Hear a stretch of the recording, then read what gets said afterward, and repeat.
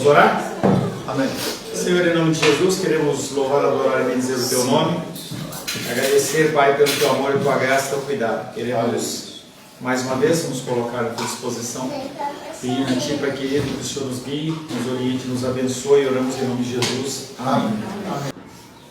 Mais uma vez, a paz seja convosco. Amém. Louvamos a Deus por mais esse dia, por mais essa oportunidade que Deus nos dá. Estarmos na sua casa, meditando na sua santa e bendita palavra. Amém. Estamos ainda trabalhando no tema da adoração. Semana passada, no nosso breve resumo, nós falamos que nós temos de adorá-lo, mas não por obrigação. O estar na casa do Senhor tem que ser algo espontâneo, tem que ser alguma coisa que realmente não seja motivado por uma troca. Já voltou? Não pode ser motivado por uma troca, não pode ser motivado por alguma coisa que nós iremos receber, mas sim por um motivo de afeto espontâneo. Tudo que nós produzimos de uma forma calculada, ela não tem valor. Nós não podemos estipular a nossa adoração apenas restrita a ações externas. E nós temos que basear a nossa adoração no versículo de Salmos 37,4, que nós já lemos a semana passada, que agrada-te do Senhor, a condição de você viver na presença do Senhor de uma maneira alegre. A adoração é a maneira de refletir de volta para Deus o brilho do seu valor, e você faz isso através da manifestação da alegria na sua vida. O que é a sua vida? Como as pessoas veem você dentro da sua vida? Eles veem você como uma pessoa chata, uma pessoa com a cara fechada, amargurada, que está sempre reclamando, uma pessoa que é contente na presença do Senhor. Falamos também que o prazer cristão, ele dá honra a Deus, ao reconhecer que somente Ele pode satisfazer o anseio do coração. E nós falamos bastante também em relação aos nossos desejos e necessidades terrenas versus a nossa satisfação em Deus. Muitas pessoas continuam colocando a sua satisfação única e exclusivamente em bens materiais e acabam não se satisfazendo e se frustrando. Também dissemos que começamos a falar sobre o inimigo da nossa adoração. E nós finalizamos a aula da semana passada dizendo que o grande impedimento à adoração não é que sejamos pessoas que buscam o prazer, mas que nós nos satisfazemos com prazeres menores. Finalizamos a nossa aula da semana passada falando sobre isso. O que é que te satisfaz? O que é que te alegra? Será que momentos de comunhão eles são suficientes? Se assim fosse, a gente só teria momentos de comunhão na igreja. Era só tempo de comida, tempo de festa, tempo daquilo. E na verdade, isso não satisfaz o coração humano. Jeremias capítulo 2, verso 11, 12 e 13. Diego, por gentileza. Jeremias capítulo 2.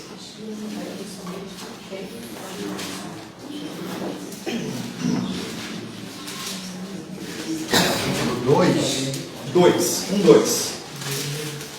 Versos 11, 12 e 13.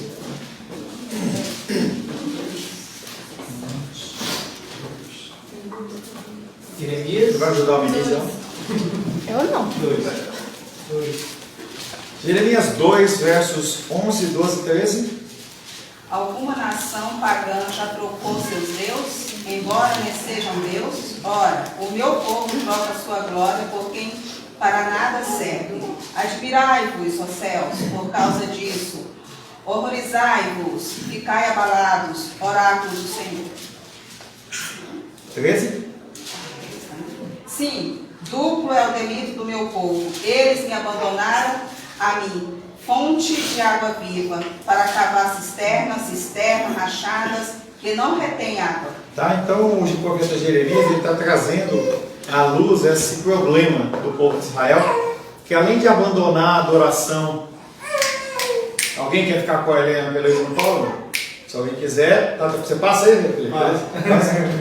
Alguém quiser, pode pegar, tá?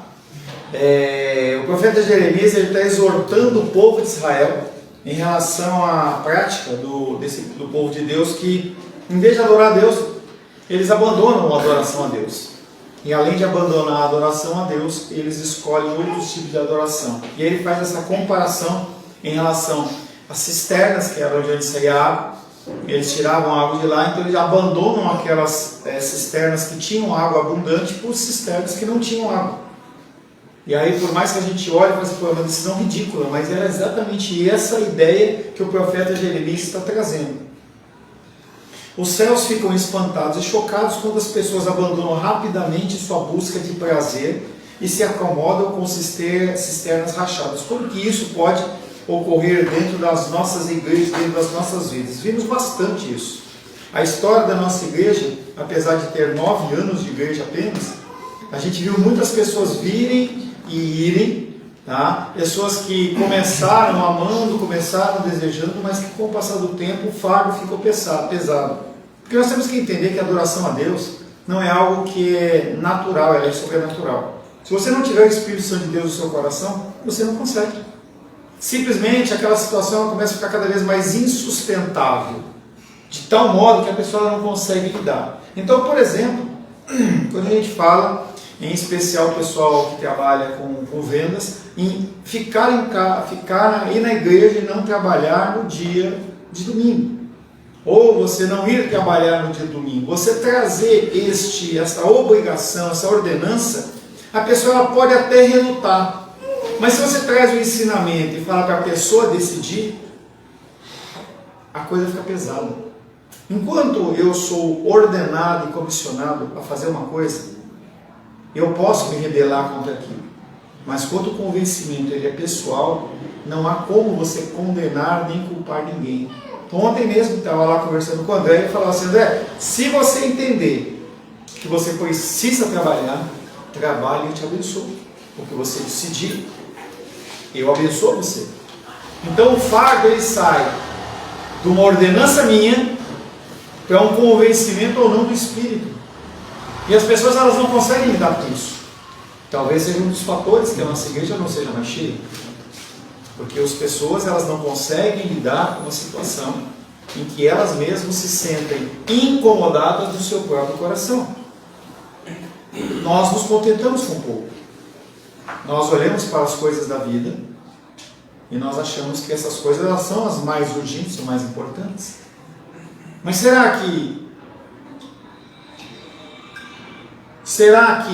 numa situação em que você tiver que escolher, então vamos pensar numa situação social, em que você tenha que trabalhar ou ficar com um ente querido.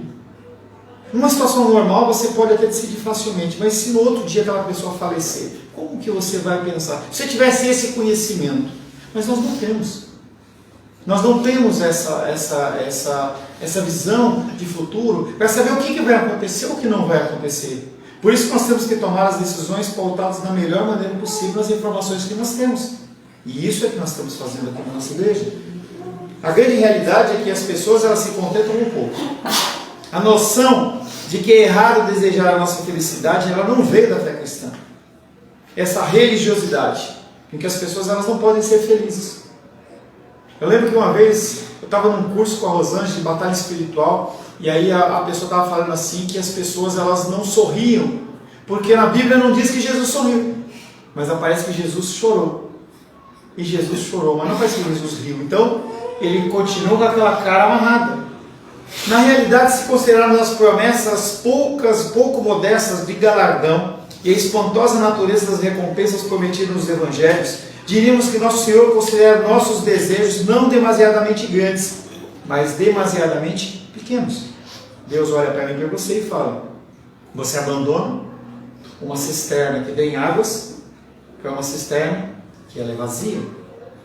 A condição do adultério é uma condição como essa, a condição do roubo é uma condição como essa, como também as pessoas que elas correm atrás do álcool, do sexo, ambições, desprezando a alegria infinita que nos oferece uma vida diante do Senhor.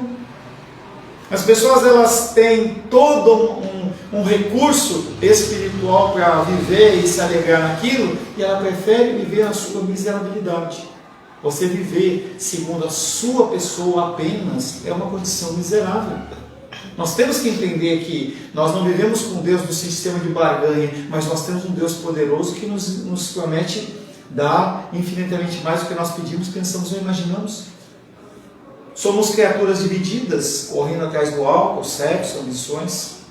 Nós somos como crianças que preferem ficar fazendo bolinhos de areia ou de barro na favela do que aceitar um convite para a praia. Deus, ele nos oferece uma coisa muito mais superior do que essa vida que nós vivemos. Pode comer agora não. Pode? Brincando, pode comer sim. Nos contentamos com muito pouco. O inimigo da adoração não é que o nosso desejo por prazer é muito forte, mas é porque é muito fraco. Nós nos acomodamos com um lar, e ter um lar é bom. Nós nos acomodamos com uma família, alguns amigos, um emprego, uma nova televisão. Estava escrito já, tá? Estava escrito aqui, tá? Estava escrito aí, viu? Estava recriminante, sim. Uma nova televisão. Sem garantia. Um forno novo de micro-ondas. Às vezes um jantar no restaurante.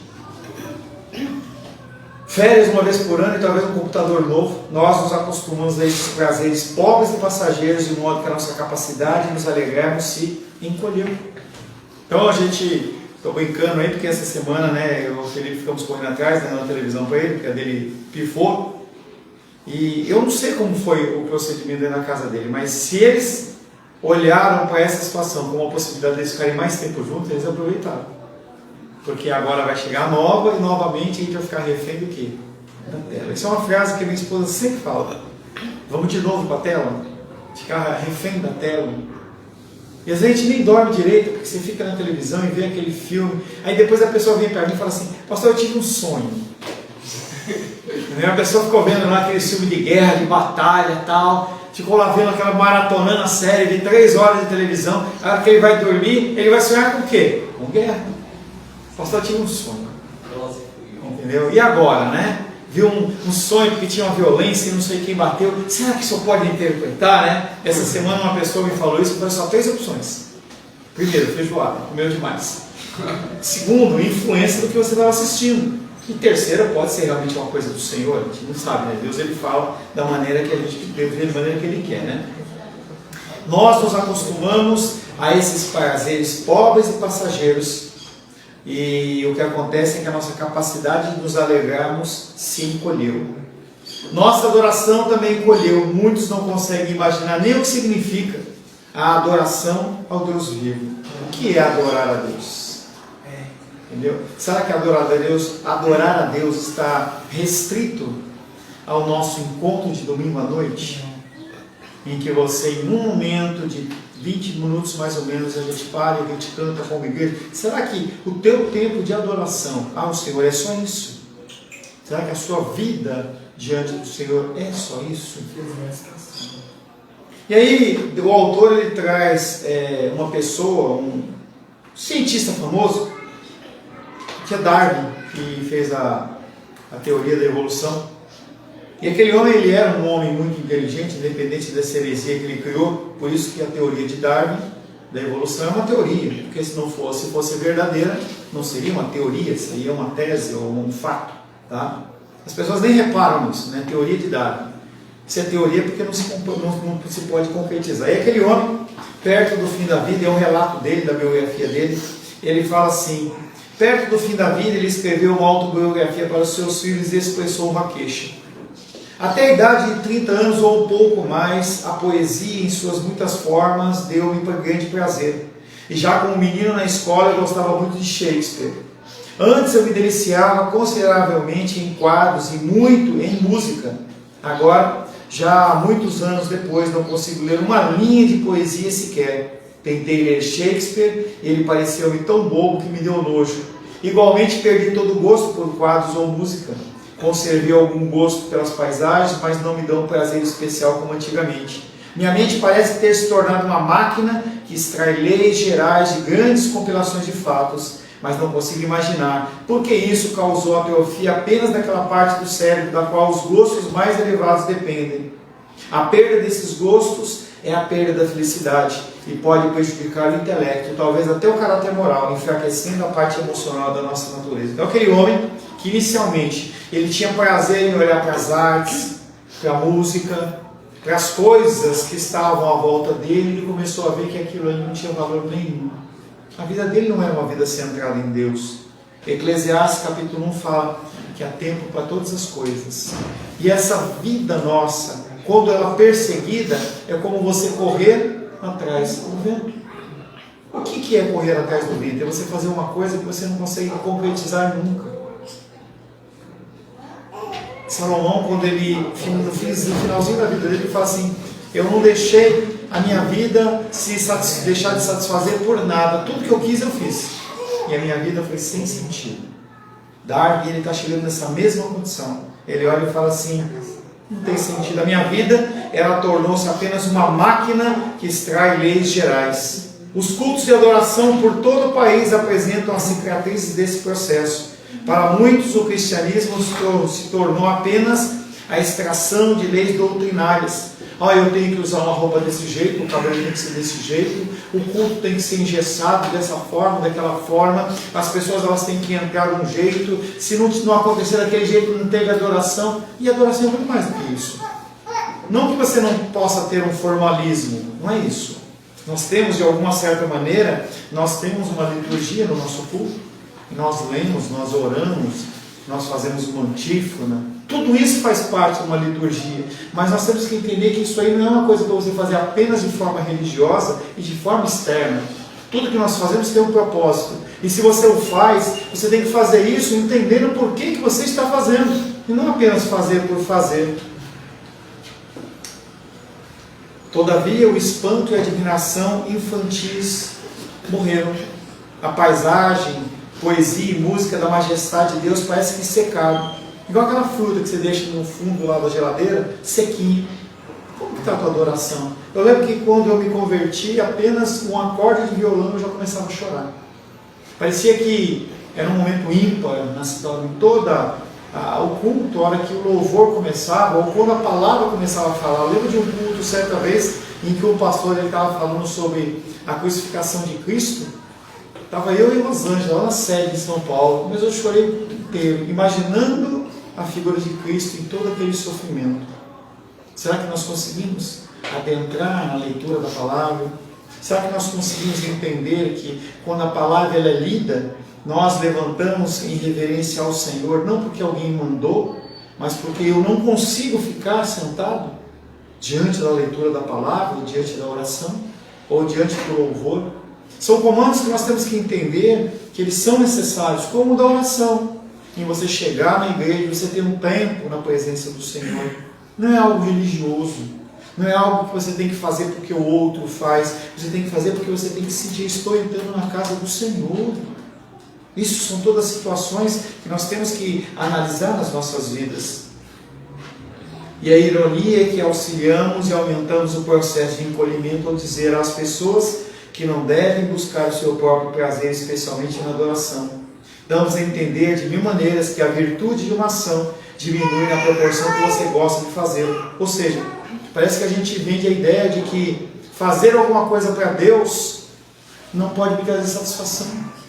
E as pessoas elas estão cansadas. Parece que as pessoas não são satisfeitas. Então teria que ser uma satisfação. Poxa, eu posso fazer tal coisa? Eu posso ajudar? E aí eu falei: olha, eu preciso de alguém para tirar foto na igreja. Nós precisamos, porque muitos eventos nossos, eles não são fotografados. E a gente perde isso. Se a gente não tivesse registrado a figura do irmão Cláudio durante tantos anos, a gente não teria hoje essa possibilidade de poder abrir um arquivo e ver lá o irmão Cláudio cantando com tanto amor e com tanta paixão, em que ele cantava ali daquele jeito ali, e ele chorava porque ele não conseguia se conter diante da presença do Senhor. Então eu preciso de uma pessoa para que tire fotos. A Maria é responsável por isso. Você pense e depois fale comigo, tá? Essa noção de que você ser feliz por fazer algo ao Senhor é mal, está errada. Eu tenho que me alegrar, eu me alegro em viver com vocês, em estar com vocês. Estava nesse fim de semana, fui buscar um pastor lá no aeroporto não, na rodoviária. E é um privilégio fazer isso. Desmarquei a minha leitura com a Ingrid, e aí eu tinha um atendimento às 7, que eu tive que cancelar, porque chegou até o ônibus. O das 8, ele chegou, tomou café com a gente. Eu falei assim: você quer dar uma descansada? Eu louco para coisa para fazer. Ele falou: não, pastor, eu quero conversar. Como todos nós, Aquele homem era um pastor de uma igreja da Assembleia de Deus lá de Minas Gerais. E ele estava descobrindo a teologia reformada. Se você lembra como foi isso na sua vida, você imagina o coração desse homem. E aí ele falou, não, eu quero conversar. Eu falei, tá bom, então vamos conversar. E ficamos conversando. Aí das 9 era a Vânia, esqueci de avisar a Vânia, acho que ela ficou brava comigo, postou lá uma foto do livro com o caderno aberto, tipo, e aí, né? Eu falei assim, não posso. Depois eu pedi desculpa para ela. E aí tivemos que fazer ainda uma outra, buscar lá no aeroporto, ajudar lá o pessoal lá. E aí eu falei com ele, você quer ficar? Ele falou, não, quero ir, vamos conversando. Eu falei, tá bom, então vamos conversando. Entendeu? E aí esse homem, ele está borbulhando. Ele falou assim, você quer fazer um discipulado? Pô, o cara ficou louco. Vamos, entendeu? Então, é alegria. E aí ele fala assim, pastor, uma das coisas que mais me marca é quando você deu aquele testemunho de que você teve uma grande oferta de emprego e você abriu mão por aquilo, pelo prazer de estar na presença do Senhor. Você tem que se alegrar em fazer as coisas de Deus. Você tem que estar ávido por fazer as coisas de Deus. João 4:23, Luísa.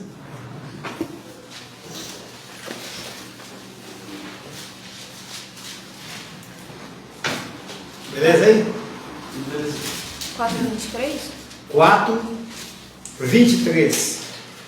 Mas vem a hora e já chegou, em que os verdadeiros adoradores adorarão o Pai em espírito e em verdade, porque são estes que o Pai procura para seus adoradores. Apesar, eu estou fazendo vou fazer um exercício teológico aqui, que não é muito correto. Eu vou aproveitar agora, né, porque a Tiene vai fazer pós-graduação e eu me meu PCG. Já está fazendo, já. Eu tenho que tomar cuidado com o que eu falo agora. Eu não posso falar qualquer coisa não. Mas ele vem falando que é a hora das pessoas adorarem o Senhor em espírito e em verdade. Na verdade, Deus ele procura verdadeiros adoradores. E tem duas coisas que Deus procura. Por isso que eu estou falando para você que eu estou dando uma distorcida. Ele fala que ele procura um intercessor. E ele fala que ele se surpreende que não encontre ninguém para entrar na brecha. Ele também procura verdadeiros adoradores. São as duas coisas que Deus procura. Não quaisquer adoradores, mas verdadeiros adoradores. Tá?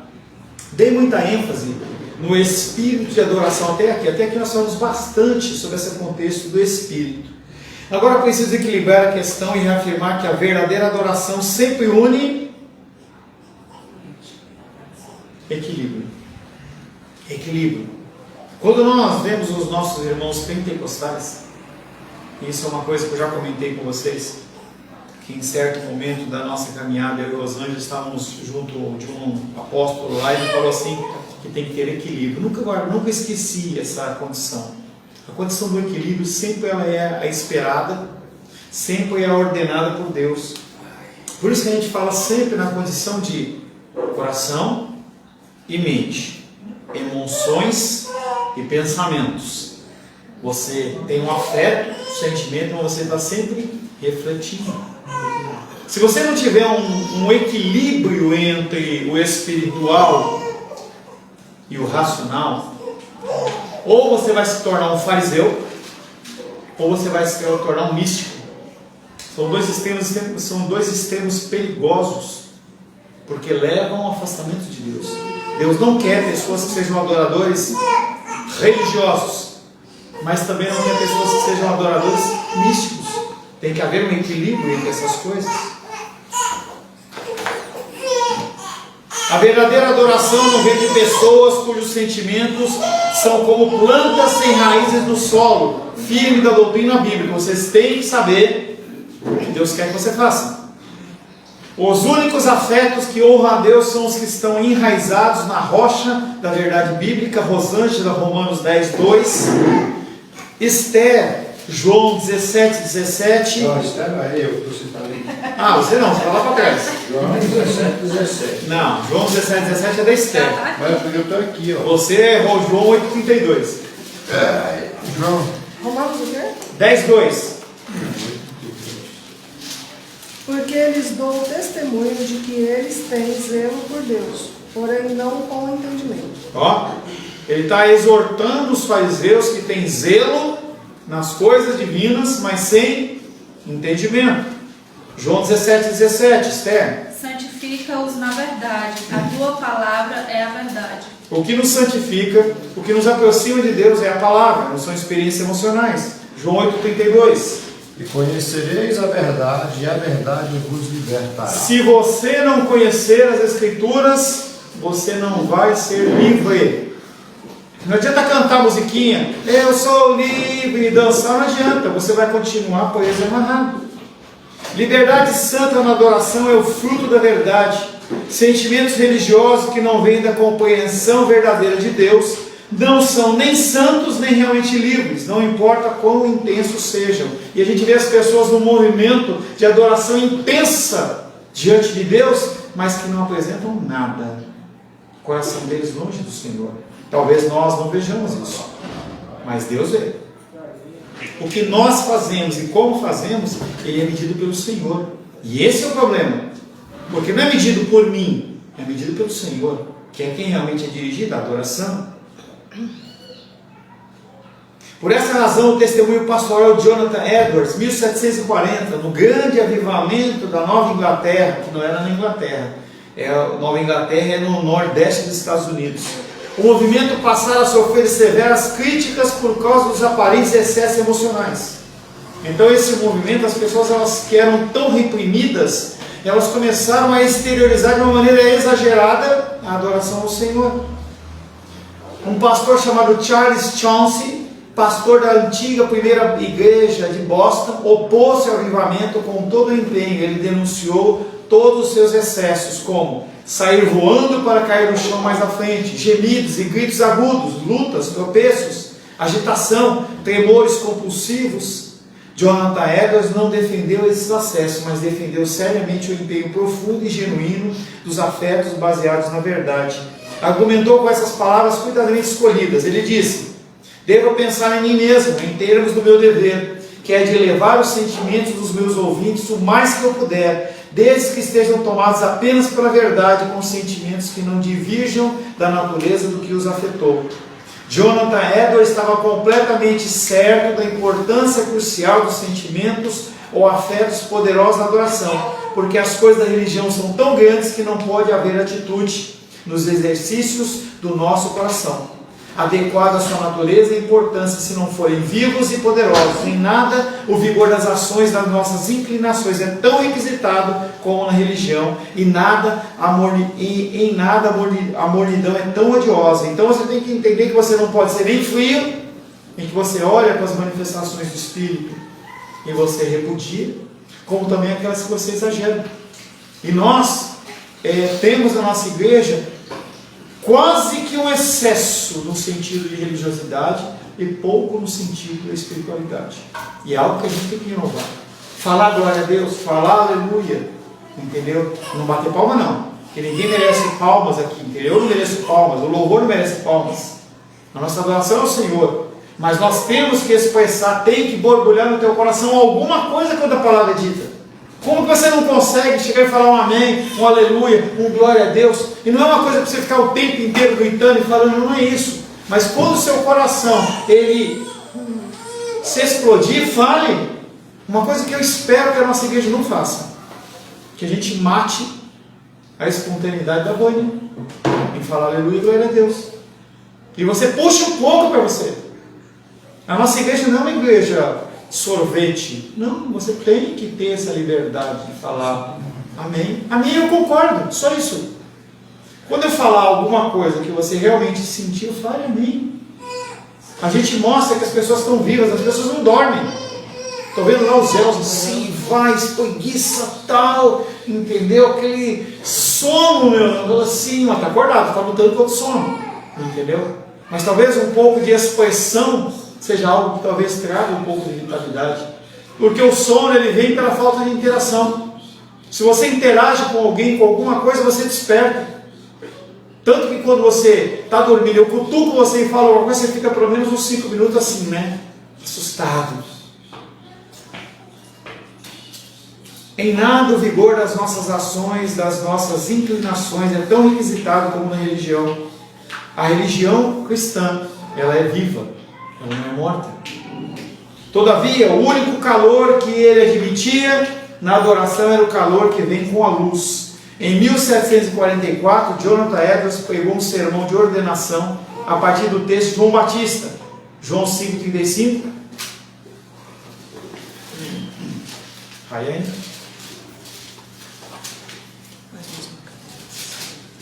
Ele era a lâmpada que ardia e iluminava, e vós quisestes, por algum tempo, alegrar-vos com a sua luz. Tá? E ele é quem é Cristo. As pessoas, elas veem você uma lâmpada que arde e ilumina? Ou você é apenas uma pessoa a mais que convive com eles? Deve haver calor no coração e luz na mente. Nós temos que ter um coração ardente nos presentes do Senhor e uma mente que entenda os seus ensinamentos. Se um ministro tem luz sem calor, ele é religioso. Se ele só tem calor e não tem luz, ele é fariseu. Se por outro lado ele é impulsionado por um zelo feroz e descontrolado, um calor impetuoso sem luz, é provável que acenda a mesma chama profana no povo. Se eu trouxer uma adoração mística, eu vou gerar em você uma adoração profana, que é o que as igrejas fazem. E aí o Alisson estava compartilhando com a gente lá que ele foi entregar uma porção de sal numa igreja, e aí as pessoas viram aquele grande encomenda de sal grosso, e aí estava vendo a campanha do sal grosso, e a pessoa falou assim: olha, eu tenho que vir na igreja porque eu tenho que comprar minha porção de sal grosso. Para quê? Porque o líder, ele não trouxe entendimento, ele trouxe apenas o misticismo. Então eu trago para você o ensino. E talvez eu não fique rodopiando e dançando aqui, mas vocês têm que falar, amém, glória a Deus, aleluia, vocês têm que se expressar. Tem que ter desejo, tem que ter vontade de fazer alguma coisa. Eu quero fazer, eu vou ajudar. Sentimentos fortes por Deus, arraigados e amoldados pela verdade das Escrituras. Esse é o cerne da adoração bíblica. Você tem um sentimento forte por Deus, mas sempre alicerçado nas Escrituras. Então qualquer coisa que você se deparar, você tem que sempre analisar com foco nas Escrituras. Mas você não pode ser religioso ao ponto de abominar a manifestação da adoração cristã. Por isso o prazer cristão se opõe apaixonadamente a todas as tentativas de introduzir uma divisão entre o pensamento profundo e o sentimento profundo. As pessoas, elas acham que pode haver uma divisão entre a nossa alma e o nosso espírito. E a palavra de Deus é clara, que a palavra ela chega até o ponto de dividir alma e espírito, imaginando a alma como os nossos sentimentos e o espírito como a nossa parte de Deus no nosso coração. Apesar de isso não poder ser dividido, existe uma diferença entre a sua adoração plena ou uma adoração religiosa. E nós temos que continuar convivendo com isso, essa luta e essa guerra, mas nós temos que tentar manter o máximo possível o equilíbrio. Amós capítulo 8, versos 11 e 12. Ingrid, Amós.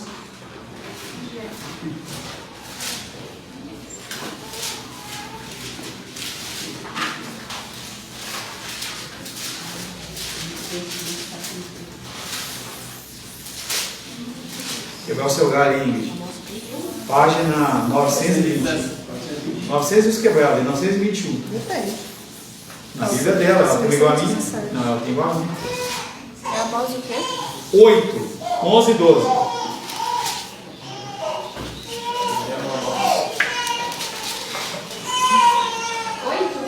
8, 11 e 12.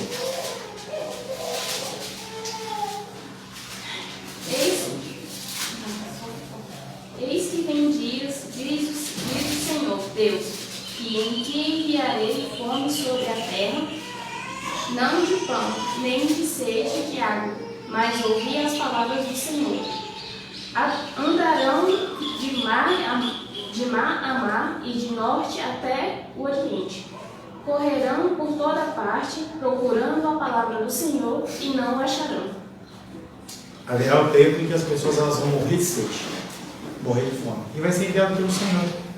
E quem que vai alimentar essas pessoas? Será que vai ser só eu? Essa é a ideia.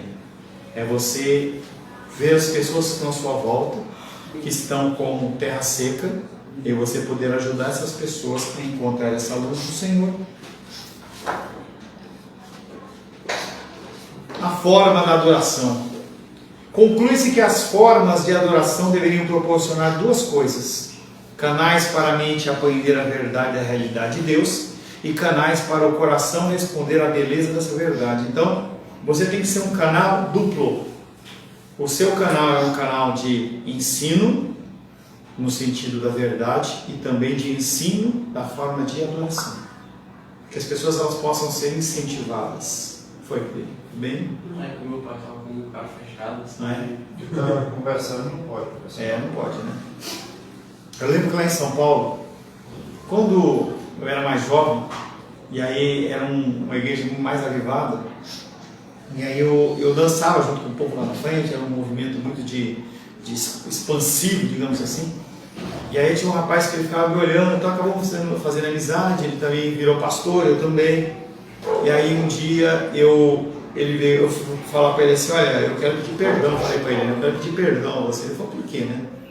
Ele falou assim, eu falei, porque eu via você gritando toda hora lá, falando glória a Deus, aleluia, aquela gritaria, né, aquele exagero todo.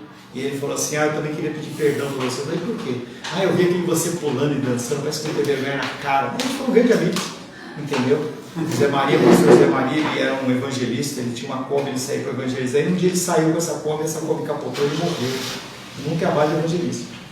E aí nós fomos sepultar o nosso irmão Zé Maria, lá no hospital, lá no cemitério, e aí eu lembro que a cova não coube o caixão dele. Aí ele pegou e foram aumentar o tamanho do buraco para caber o caixão dele, né? E aí era por volta das 18 horas, quando aquele homem, aquele cara do coveiro, ele bateu a pá do lado, né, para abrir a cova, a mais, ele acertou um ninho daquelas aleluias, sabe? E aí ele que era um homem que falava aleluia, eu falava glória a Deus, ele falava aleluia, tipo em casa de surround, né? Eu ficava de um lado da igreja e do outro, né? E aí a hora que ele bateu, eu falei só o irmão aleluia, aquele monte de aleluia subiu assim, foi uma cena muito legal, né? Do sol, bem poética, entendeu?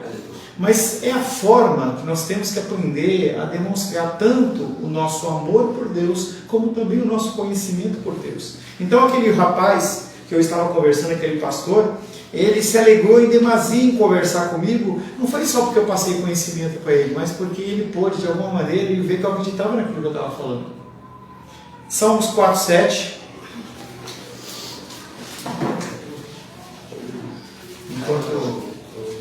Naturalmente, formas boas fazem as duas coisas. Bons sermões, hinos e orações expressam inspiração e adoração, e o fazem melhor quando buscam deliberadamente o prazer, e por isso são centradas em Deus. Salmos 4:7. O Alice?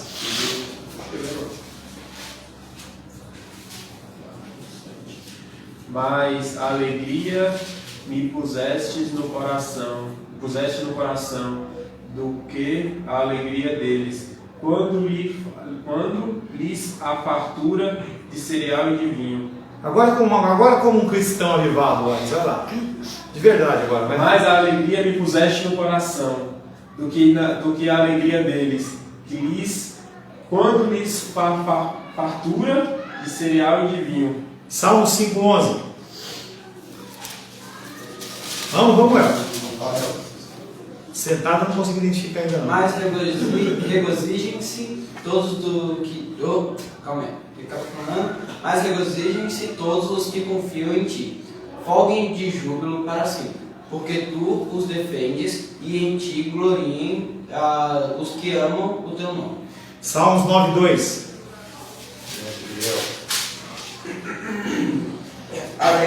Alegrar-me-ei e exultarei em ti, ao teu nome, ó Altíssimo, eu cantarei louvores. Salmos 17:5. É o Pedro agora. Falei nada. Tá. Você olhou para ela.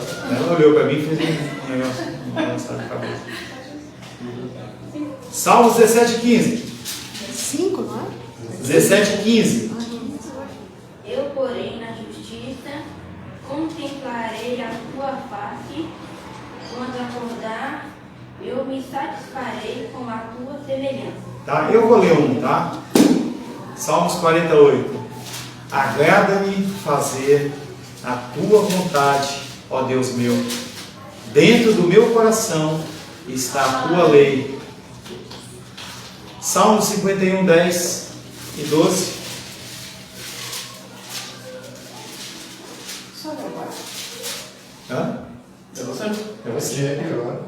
51, 10. E 12. Faz com que ouça a alegria e que dancem os ossos que trituraste. 12. Não me rejeite para longe de ti, não retires de mim o teu Espírito Santo. Ah, mesmo? Não, tá Não. errado. Não, isso não é não. A tradução Salmo dela 51. é diferente. A tradução dela é diferente. Não, a dela é diferente. Você leu 51, 10 e 12? Porque é bem diferente mesmo. 10. Tá. Posso ler? Pode. Cria em mim, ó Deus, um coração puro e renova dentro de mim um espírito inabalável. Restitui-me a alegria da tua salvação e sustenta-me com o espírito voluntário. A minha tá igual. Salmo 63, 1, 2, 3. Loli. 63. 63, 1, 2, 3. Ó Deus, Tu és o meu Deus forte, eu te busco ansiosamente, a minha alma tem sede de Ti, o meu corpo te almeja como terra árida, exausta, sem água. Assim eu te contemplo no santuário para ver a Tua força e a Tua glória, porque a Tua graça é melhor do que a vida, os meus lábios te louvam. Quando o povo de Deus, especialmente os que fazem o louvor, começarem a orar dessa maneira, buscando o prazer centrado em Deus, então a forma tanto expressará como inspirará a adoração genuína. Pessoas do louvor têm essa função. Cadê o Felipe? Pessoas do louvor têm essa função, levar e conduzir a igreja à adoração. Se chegar aqui na frente com a cara de broa, entendeu? E não transmitir no rosto que está acreditando, nós vamos cantar e não vai acontecer nada. Mas se a pessoa está empolgada, e me alegrei na semana passada quando Moisés, pela primeira vez ele soltou o celular. Uma delas, mas ele soltou. Entendeu? É algo que já está fluido na vida do Felipe, eu agradeço a Deus.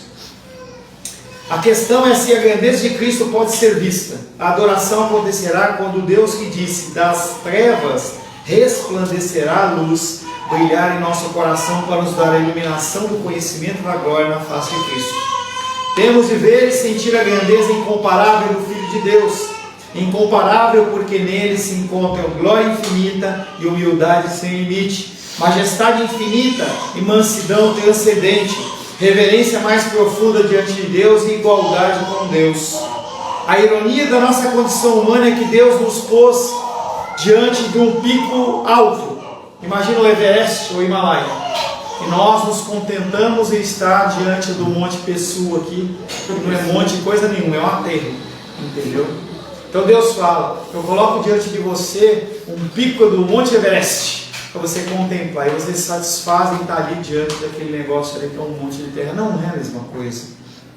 Nos contentamos em continuar fazendo bolinhos de areia na favela, quando nós não conseguimos nem imaginar o que significa uma vida, uma oferta de férias na praia. Nós terminamos esse tema de adoração com uma exortação e experiência. Não deixe sua adoração reduzir-se à condição apenas de obrigação. Não deixe a admiração e a maravilha infantil ser abalada e abafada por conceitos bíblicos de virtude, conceitos não bíblicos de virtude. Você tem uma expressão natural de adoração em você. Não deixe que a religiosidade apague isso. Não permita que a expressão espontânea abale isso. Sorria, leia, ore, chore. Entendeu? Você não tem que se envergonhar diante das coisas. Você está perante o Senhor. Você tem a capacidade de se alegrar a tal ponto que nem imagina. Estávamos vendo aí ontem uma série, estava finalizando a série de um Papa, e o Papa, ele dando a palavra lá na frente da capela, lá, ele falava assim, uma coisa eu quero que vocês façam, sorriam. Sorriam. E ele começou com a lupa, né, que ele tinha uma lupinha, olhava o rosto de cada um, as pessoas sorrindo, entendeu? A condição da alegria e a condição de você sorrir, ela vai impedir de você ficar religioso. Ele pode despertar, não importa quanto tempo tem estado dormente. Ore para o seu poder unificador. Abra seus olhos para a sua glória, Ele está em sua volta. Os céus proclamam a glória de Deus e o firmamento anuncia as obras das suas mãos. Eu lembro que lá em São Paulo, isso eu já contei essa história para vocês. Certa vez eu e Rosângela e o Vicente, o Luiz não estava ainda, nós fomos convidados para passar um fim de semana na casa de um casal querido nosso. A mulher já faleceu. E era uma casa que tinha janelas enormes. As janelas elas tinham, estou exagerando, mas tinham uns 8, 10 metros de altura. Estou exagerando. Quantos metros de altura tinha que ter? Era grande. Tá, mas uns 3, 4 metros de altura devia ter. Era grande, eram janelas muito grandes. Muito grandes. E aí aquela casa, ela estava, realmente 8, 10 é forçado. Esse é o tempo de Salomão, né? Eu viajei na promessa. E aí eu sei que aquela casa, ela estava em cima de um monte. E embaixo estavam aquelas plantações de morango, né? Então a casa, ela bem em cima do monte mesmo. E estavam umas tempestades muito fortes naquela época. E aí o céu, todo mundo foi dormir, eu fiquei lá na sala. E o céu cortava aqueles raios assim.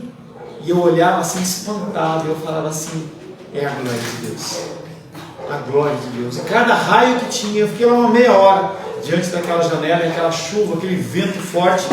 E cada raio daquele que caía, eu glorificava ao Senhor. Eu fiquei ali sentado, balançando a cabeça, quase em descrença. Lucas 17, 24. Eu pensei isso. Lucas 17, 24.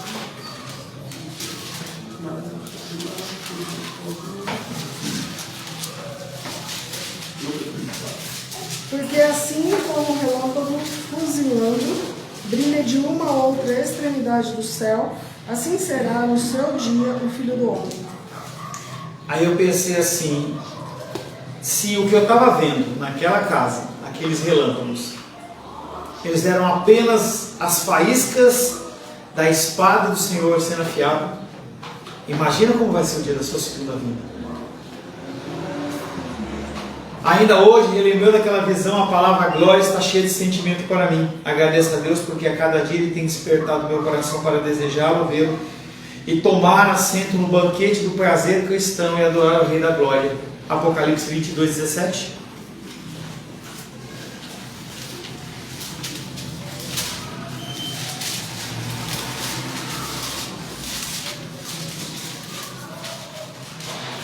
O Espírito e a noiva dizem, vem. Aquele que ouve, diga, vem. Aquele que tem sede, venha. E quem quiser, receba de graça a água da vida. E quem não tiver sede? Não vai ficar. Vai ficar para trás. O salão de festa de Deus ele é bem grande. E como diz a igreja aqui da quarta, ainda há lugar. Mas só entrarão nesse salão os verdadeiros adoradores que adoram o Espírito. E adoram o Senhor em Espírito e em verdade. Senhor, em nome de Jesus, te louvamos, adoramos e bendizemos, Senhor, teu amor, tua graça, teu cuidado. Agradecemos, Pai querido, porque temos sido alimentados pelo Senhor. Mas pedimos a Ti, Pai querido, que o Senhor não permita que nós venhamos a ser religiosos, que o nosso coração venha se endurecer, que nós possamos, Pai querido, adorar o Senhor em Espírito e em verdade, que o nosso coração verdadeiramente seja incendiado pelo amor da Tua presença. E a nossa mente, Pai querido, seja racional o suficiente para nós podermos, Pai querido, não só sondarmos as nossas motivações, mas apresentar uma adoração que glorifique, exalte e bendiga o Teu nome. Oramos em nome de Jesus. Amém. Graças ao nosso bom, querido e amado Deus.